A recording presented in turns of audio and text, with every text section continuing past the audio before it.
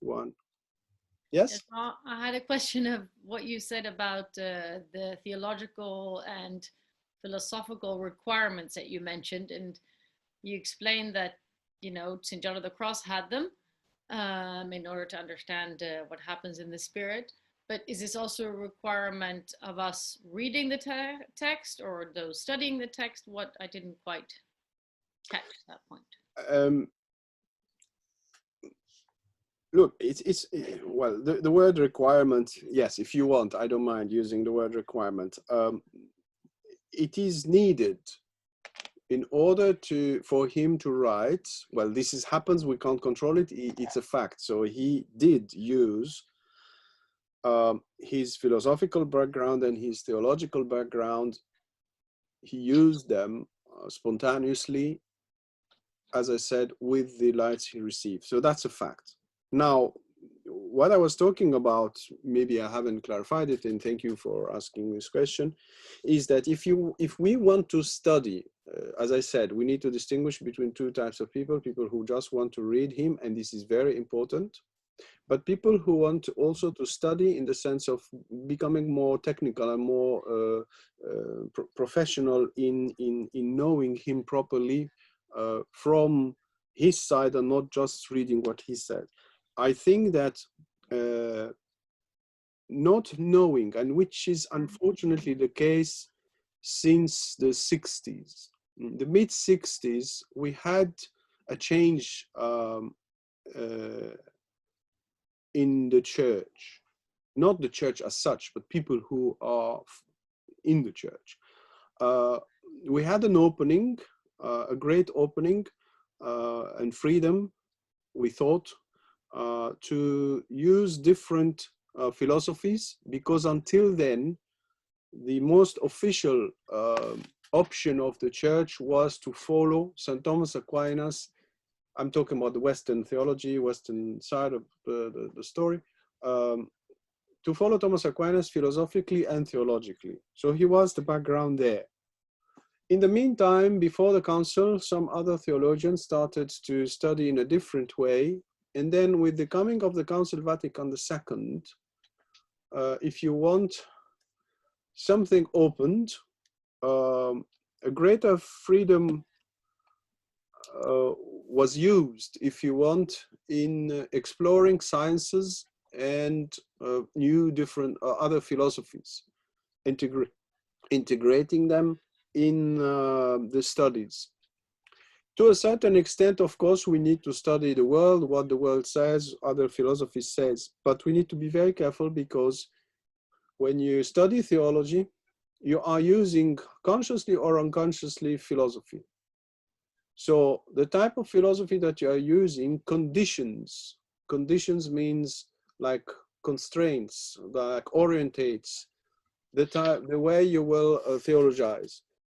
And this happened. We live in this time. We live in these times.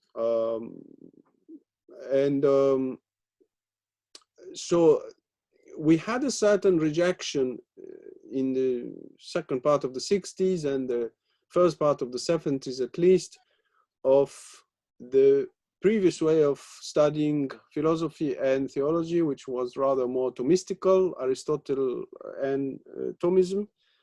Thomas Aquinas was thrown in the bin at this time, troubled times of the church, but also greater freedom, but misused freedom, I would say. But whoever does that, you throw a philosophy, that's fine, it's your choice, but unconsciously or consciously, you are using another philosophy. So it could be phenomenology, existentialism, I don't know how you say it in English, and other, or personalism, other types of philosophy. So these will automatically condition you intellectually. So you will only be able to do theology in a certain way. We haven't reached that point in the church to acknowledge this very clearly enough in order to take some decisions. We sort of came back from the crazy things we did between the 65 and 75 roughly, but we haven't necessarily acknowledged what I'm saying, even though some places are still teaching St. Thomas Aquinas. And there are some renewals also in that teaching in certain places in the world. Now, I'm not in a debate now, I'm just answering your question, which is, can I understand properly an author who is using the metaphysics of Thomas Aquinas, the anthropology of Thomas Aquinas, which is the psychology of Aristotle and Thomas Aquinas? Can I understand what I'm reading, and also his theology and his mystical theology? Can I understand it properly if I don't have the same background? I find it personally difficult. Without mentioning any names, but people who know these things will know about whom I'm talking about. But the specialists of St. John of the Cross from the 70s, 80s onward didn't function this way, even though they were taught this way initially, but they never used it. And the result is very weak, in my humble opinion. The understanding of John of the Cross and how to explain him today, and how to live John of the Cross. So I find it, I see the proof of what I'm saying in their writings, where their understanding and their explanation and presentation, and these are commentators of John of the Cross today. I mean, they probably are dying or died already. But this is what you have available today, the effort made from the 60s, 70s, 80s onward. So you will have explanations, but I don't think they reach the core, as I explained earlier on. They won't see this area beyond the palpable or the conscious part, which is the spirit.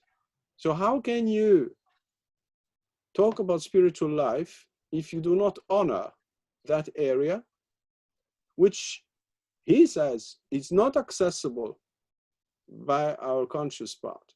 So I find it impossible. How can you claim that? It's like you are studying a plant without a microscope, and you want to present a book, a new book, explaining plants without having the microscope. How can you do that? You can't do that. So the microscope I'm alluding to is the powerful metaphysical, metaphysics of Aristotle and St. Thomas Aquinas, and anthropology of St. Thomas Aquinas, Augustine also, but it's a way of doing things. This is the microscope that allowed him, by the grace of God, to reach that point, which Teresa of Avila doesn't reach. And she says it. Read the Seven Mansions. The Seven Mansions of Teresa of Avila, and her method, I would say, is a very modern one. It's like the 60s or the 70s one, if you want to compare.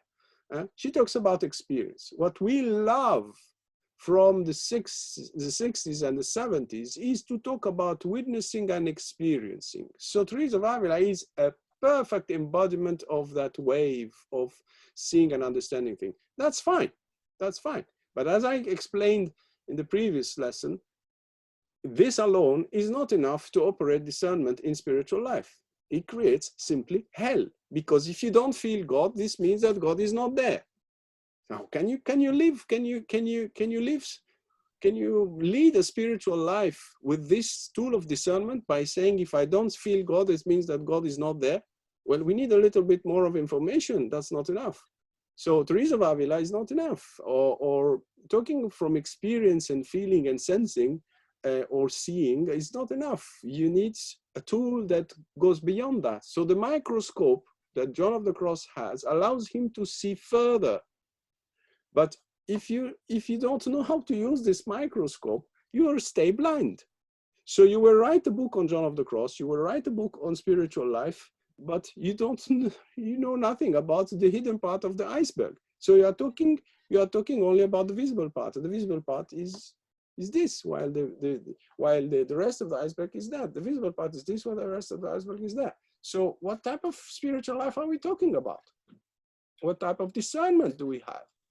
So I'm sorry, I might look a bit harsh, but I don't mean at all to be harsh, but I find it difficult to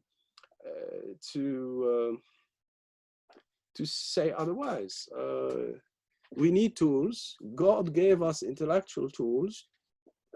We wanted a liberation in the 60s and the 70s. That's fine, fantastic. But if you throw the baby with the water, what is left? It's left to the moving sands, and you are living on moving sands. And this is our state in theology till now, because unconsciously we are using other philosophies. The tragic thing is that we do not acknowledge the connection, the direct influence and connection between philosophy and theology. This is not something we study. While consciously and unconsciously, the philosophy that you learned, you are using it when you study theology. So everything depends on that philosophy, unfortunately. And very few people say that. Father Marie-Dominique Philippe, who is the founder of the Brothers of Saint Jean, who has been, of course, is in troubled waters recently after his death, accused of certain things. But I don't want to go there. What I'm interested is in what he said.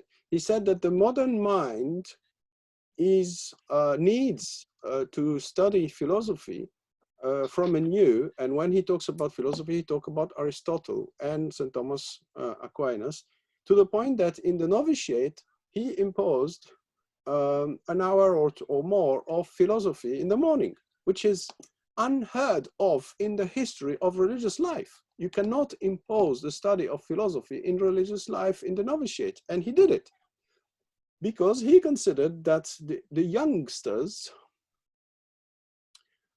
and we are talking in the 80s, be careful, I'm telling you a story in the 80s that I read or heard, and it's written, and he has been interviewed. The youngsters, he said, who come to him after the 70s explosion and the early 80s, he said that their mind is not functioning properly because they have been deviated from a proper functioning of the mind. People think that the philosophy of Aristotle or Thomas Aquinas is something that you have to add to your mind. No, it's you remove everything and you go back to how your mind works. This is in fact what it's done. It's a contemplative way. It's how to see the being. That's it. It lays in few sentences. The entire teaching lays in 2 or 3 sentences, but you need a long teaching to explain it. So he said that their minds are not functioning properly. This is why, in order to build a proper religious life, I need to teach them a proper philosophy. But people think philosophy, it's like you have to learn different concepts. No, on the contrary, if you have to learn to de-learn, you have to learn to unlearn, to remove all the silly things that has been, false things that has been added in order to reach the normal natural functioning of the mind. So I'm sorry, I might be talking gibberish to the majority of the viewers, but that's how I see things. And I was able to witness that in different alleged specialists of John of the Cross who functioned in a different way. And I say, but that's not the text. That's not the way he works. So with all due respects, I find it diluted. I find it weak. I find it deviating from what John of the Cross is saying. It's an effort, and we have to respect all efforts and scholars who try. But I think something is lacking. Sorry for the very long answer. Thank you. Action.